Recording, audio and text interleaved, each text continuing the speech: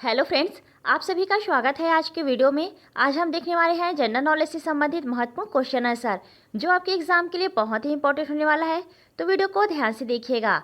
आपका पहला प्रश्न है, गुप्त वंश के प्रारंभिक शासक श्री गुप्त को किस उपाधि से संबोधित किया गया है?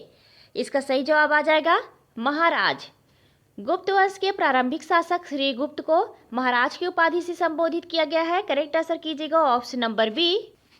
आपका अगला प्रश्न है, घटोत्कच किसका पुत्र था? इसका सही जवाब आ जाएगा श्रीगुप्त का। घटोत्कच श्रीगुप्त का पुत्र था। करेक्ट आंसर कीजिएगा ऑप्शन नंबर बी, श्रीगुप्त। आपका अगला प्रश्न है, चंद्रगुप्त प्रथम के राज्य विस्तार का प्रमुख कारण क्या था? इसका सही जवाब आ जाएगा विवाह संबंध। चंद्रगुप्त प्रथम के राज्य विस्तार का प्रमुख कारण विवाह संबंध था। करेक्ट आंसर कीजिएगा ऑप्शन नंबर बी। आपका अगला प्रश्न है, समुद्रगुप्त की प्रयाग प्रशस्ति किस भाषा में लिखी गई है? इसका सही जवाब आ जाएगा संस्कृत। समुद्रगुप्त की प्रयाग प्रशस्ति संस्कृत भाषा में लिखी गई है। करेक्ट आंसर कीजिएगा ऑप्शन नंबर सी। आपका अगला प्रश्न है, समुद्रगुप्त की प्रशस्ति किस लिपि में लिखी गई है? इसका सही जवाब आ जाएगा ब्राह्मी लिपि। समुद्रगुप्त की प्रशस्ति ब्राह्मी लिपि में लिखी गई है। करेक्ट आंसर कीजिएगा ऑप्शन नंबर बी, ब्राह्मी।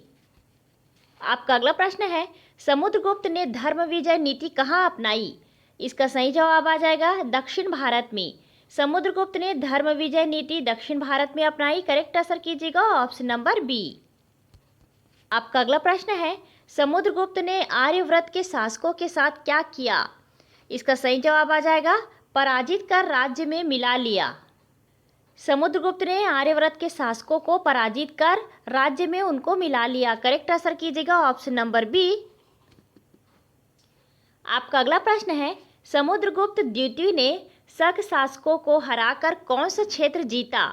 इसका सही जवाब आ जाएगा पश्चिम भारत। चंद्रगुप्त द्वितीय ने शक शासकों को हराकर पश्चिम भारत में विजय प्राप्त किया। करेक्ट आंसर कीजिएगा ऑप्शन नंबर बी। आपका अगला प्रश्न है, चंद्रगुप्त द्वितीय के समय भारत आने वाला चीनी यात्री कौन था? इसका सही जवाब आ जाएगा फाहियान। चंद्रगुप्त द्वितीय के समय भारत आने वाला चीनी यात्री फाहियान था। करेक्ट आंसर कीजिएगा ऑप्शन नंबर बी। आपका अगला प्रश्न है, फाहियान ने भारत में किस धर्म का अध्ययन किया? इसका सही जवाब आ जाएगा बौद्ध धर्म का। फाहियान ने भारत में बौद्ध धर्म का अध्ययन किया। करेक्ट आंसर कीजिएगा ऑप्शन नंबर सी। आपका अगला प्रश्न है, गुप्त काल में ऊपरी किस स्तर का अधिकारी था? इसका सही जवाब आ जाएगा प्रांत स्तर का। गुप्त काल में ऊपरी प्रांत स्तर का अधिकारी था। करेक्ट आंसर कीजिएगा ऑप्शन नंबर सी। आपका अगला प्रश्न है, गुप्त काल में विषय का अर्थ क्या था? इसका सही जवाब आ जाएगा जिला। गुप्त काल में विषय का अर्थ जिला था। करेक्ट आंसर कीजिएगा ऑप्शन नंबर बी। गुप्त काल में भुक्ति किसे कहा जाता था? इसका सही जवाब आ जाएगा प्रांत को। गुप्त काल में भुक्ति प्रांत को कहा जाता था। करेक्ट आंसर कीजिएगा ऑप्शन नंबर सी, प्रांत। आपका अगला प्रश्न है, गुप्त काल में नगर अध्यक्ष किसका प्रमुख था? इसका सही जवाब आ जाएगा नगर का। याद रखिएगा, गुप्त काल में नगर अध्यक्ष नगर का प्रमुख था। करेक्ट आंसर कीजिएगा ऑप्शन नंबर बी। आपका अगला प्रश्न है, गुप्त काल में ग्रामी किसका प्रमुख था? इसका सही जवाब आ जाएगा ग्राम का। याद रखिएगा, गुप्त काल में ग्रामी ग्राम का प्रमुख था। करेक्ट आंसर कीजिएगा ऑप्शन नंबर बी। आपका अगला प्रश्न है, गुप्त काल में अग्रहार किस प्रकार का दान था? इसका सही जवाब आ जाएगा भूमि दान। गुप्त काल में अग्रहार भूमि दान था। करेक्ट आंसर कीजिएगा ऑप्शन नंबर बी। आपका अगला प्रश्न है, गुप्त काल में विष्टि का क्या अर्थ था? इसका सही जवाब आ जाएगा बेगार। गुप्त काल में विष्टि का अर्थ बेगार था। करेक्ट आंसर कीजिएगा ऑप्शन नंबर बी। आपका अगला प्रश्न है, गुप्त काल में श्रेणी किससे संबंधित थी? इसका सही जवाब आ जाएगा व्यापार से।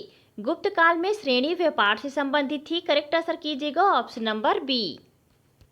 आपका अगला प्रश्न है, गुप्त काल में श्रेष्ठी कौन होता था? इसका सही जवाब आ जाएगा व्यापारी प्रमुख। गुप्त काल में श्रेष्ठी व्यापारी प्रमुख होता था। करेक्ट आंसर कीजिएगा ऑप्शन नंबर बी। आपका अगला प्रश्न है, गुप्त काल में कुमार अमात्य कौन था?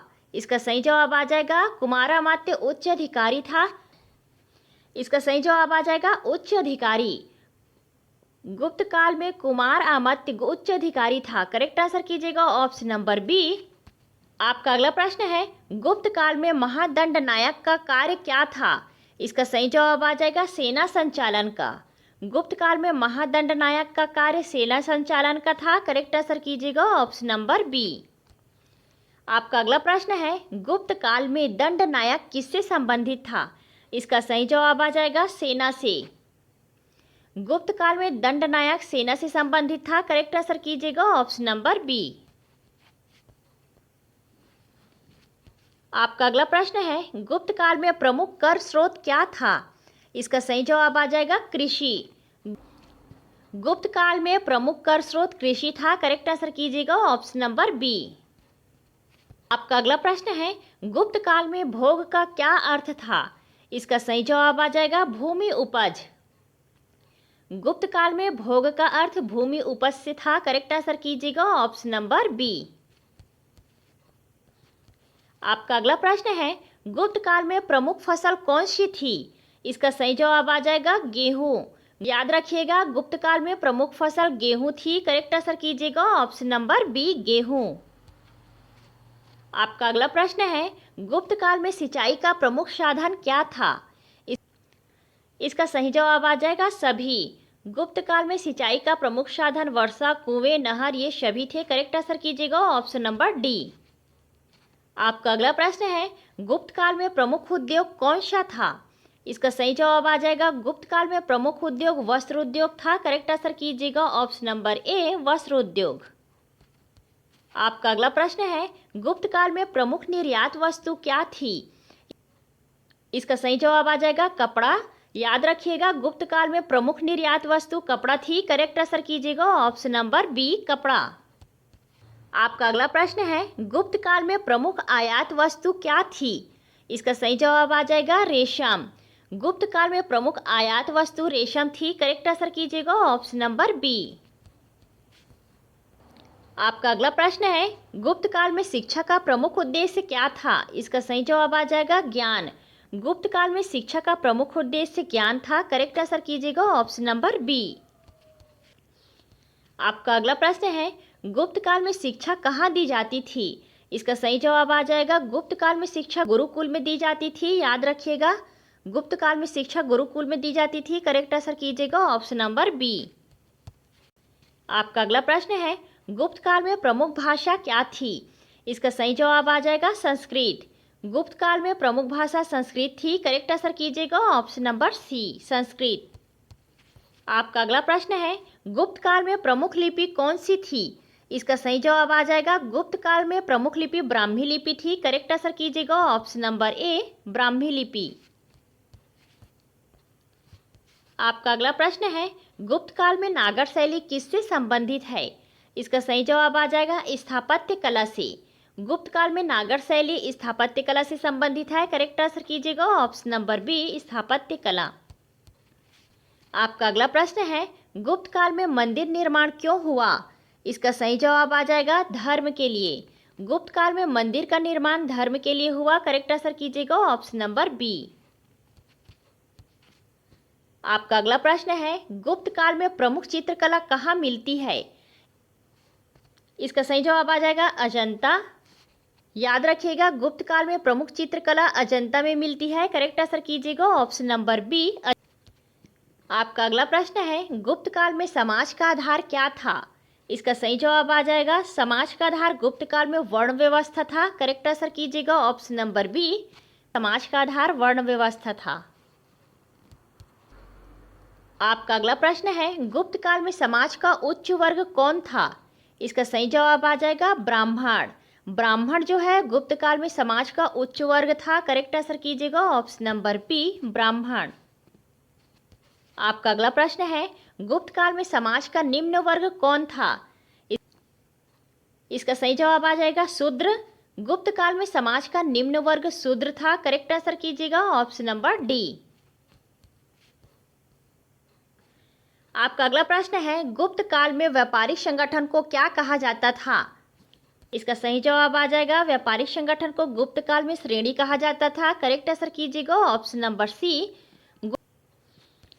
आपका अगला प्रश्न है, गुप्त काल में प्रमुख परिवहन साधन क्या था? इसका सही जवाब आ जाएगा बैलगाड़ी। गुप्त काल में प्रमुख परिवहन का साधन बैलगाड़ी था। करेक्ट आंसर कीजिएगा ऑप्शन नंबर बी। आपका अगला प्रश्न है, गुप्त काल में लेखन किस पर किया जाता था? इसका सही जवाब आ जाएगा ताड़पत्र पर। गुप्त काल में लेखन ताड़पत्र पर किया जाता था। करेक्ट आंसर कीजिएगा ऑप्शन नंबर बी। आपका अगला प्रश्न है, गुप्त काल में सोने के सिक्के को क्या कहा जाता था? इसका सही जवाब आ जाएगा सोने के सिक्के को गुप्त काल में दिनार कहा जाता था। करेक्ट आंसर कीजिएगा ऑप्शन नंबर सी। आपका अगला प्रश्न है, गुप्त काल में धार्मिक सहिष्णुता का अर्थ क्या था? इसका सही जवाब आ जाएगा सभी धर्मों का सम्मान करना। गुप्त काल में धार्मिक सहिष्णुता का अर्थ सभी धर्मों का सम्मान करना था। करेक्ट आंसर कीजिएगा ऑप्शन नंबर बी। आपका अगला प्रश्न है, गुप्त काल में कला का संरक्षण किसने किया? इसका सही जवाब आ जाएगा राजा ने। गुप्त काल में कला का संरक्षण राजा ने किया। करेक्ट आंसर कीजिएगा ऑप्शन नंबर बी। आपका अगला प्रश्न है, गुप्त काल में प्रमुख मनोरंजन क्या था? इसका सही जवाब आ जाएगा गुप्त काल में प्रमुख मनोरंजन का साधन नाटक था। करेक्ट आंसर कीजिएगा ऑप्शन नंबर बी नाटक। आपका अगला प्रश्न है, गुप्त काल में विदेशी व्यापार किनसे होता था? इसका सही जवाब आ जाएगा विदेशी व्यापार गुप्त काल में चीन और रोम से होता था। करेक्ट आंसर कीजिएगा ऑप्शन नंबर सी चीन और रोम। आपका अगला प्रश्न है, गुप्त काल में प्रमुख नदी कौन सी थी? इसका सही जवाब आ जाएगा गंगा। गुप्त काल में प्रमुख नदी गंगा नदी थी। करेक्ट आंसर कीजिएगा ऑप्शन नंबर बी। आपका अगला प्रश्न है, गुप्त काल में प्रशासन कैसा था? इसका सही जवाब आ जाएगा गुप्त काल में प्रशासन संगठित था। करेक्ट आंसर कीजिएगा ऑप्शन नंबर बी संगठित। आपका अगला प्रश्न है, गुप्त काल को स्वर्ण युग क्यों कहा जाता था? फ्रेंड्स, इसका सही जवाब आप लोग कमेंट में दीजिएगा। इसके ऑप्शन है ए युद्ध, बी धर्म, सी कला साहित्य और विज्ञान का विकास, डी जनसंख्या। इसका सही जवाब आप लोग कमेंट में दीजिएगा। आज के क्वेश्चन आंसर की सीरीज यहीं पर समाप्त होता है। वीडियो अच्छी लगी हो तो वीडियो को लाइक एंड शेयर जरूर कीजिएगा। चैनल पर यदि नए हैं तो चैनल को सब्सक्राइब जरूर कीजिएगा। मिलते हैं अगले वीडियो में। Thanks for watching this video.